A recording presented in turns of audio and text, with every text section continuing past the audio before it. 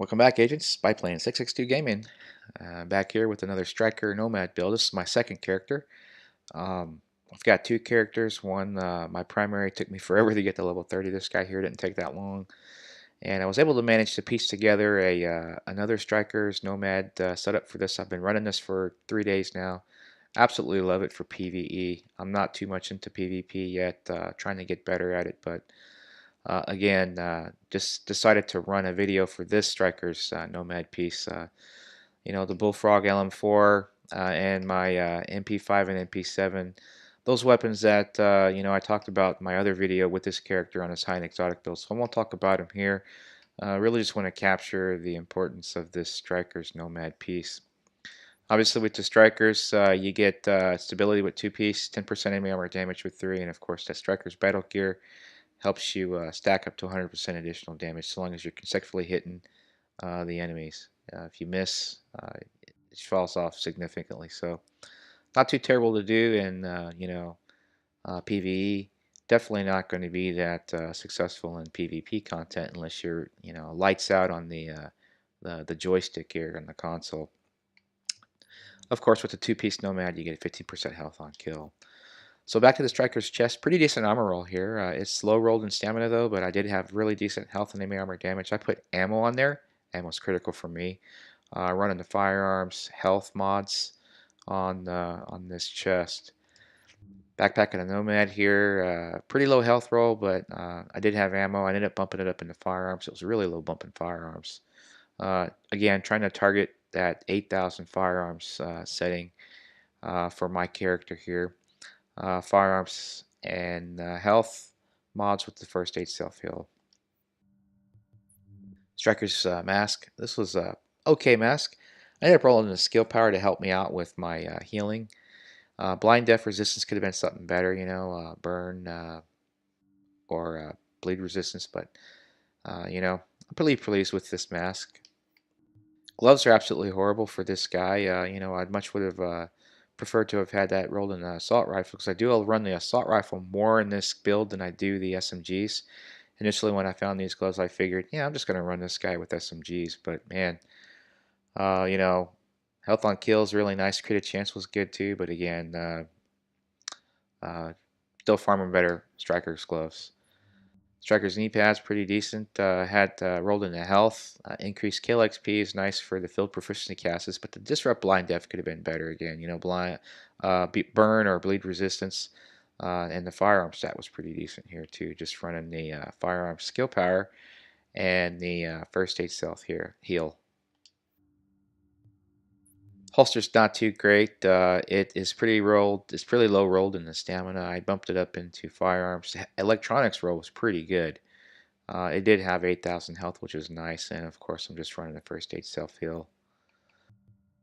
So looking at the base damage on my Bullfrog, 400,000 DPS, and of course 334,000 on the lightweight M4. Again, I talked a little bit more about these videos, the weapons mods and this character's high and exotic build. I'll leave a link to that below so you can look at that if you haven't seen it.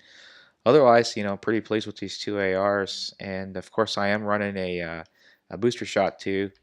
So just to kind of give you an idea what that's doing for these weapons, off this build just alone from 400 to 452 and up to 384 on the lightweight M4.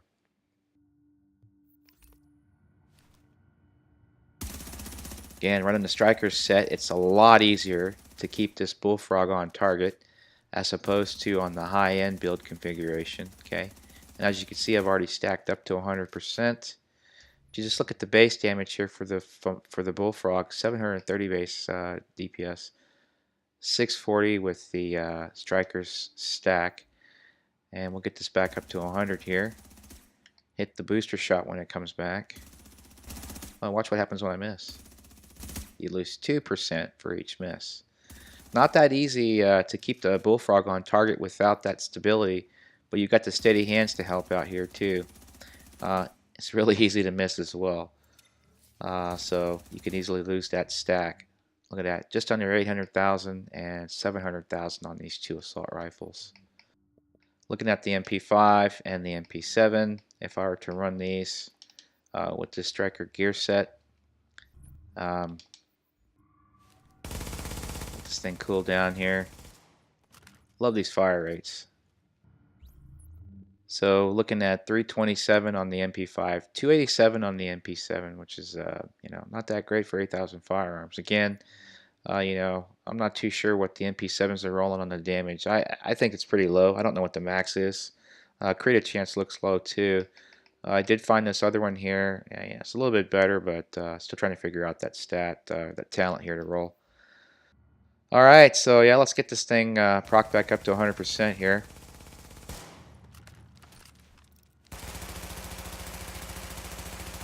Wish the magazine size was bigger on these SMGs. So I've got that back up to 100. Now the MP5's putting about 650 and 560 respectively on the MP7. So I'll get that booster shot going on both these again. 700 and 612. Not bad. Not bad. Now remember, I'm getting that added buff here too from the Striker's Gloves on the SMGs, but not the ARs. I do have a set of SMG gloves on my high-end exotic build when I run exclusively with the SMGs. I really like those weapons just for their accuracy, but again, it seems like they really don't do that much with respect to damage on the NPC, so that's why I run the assault rifles.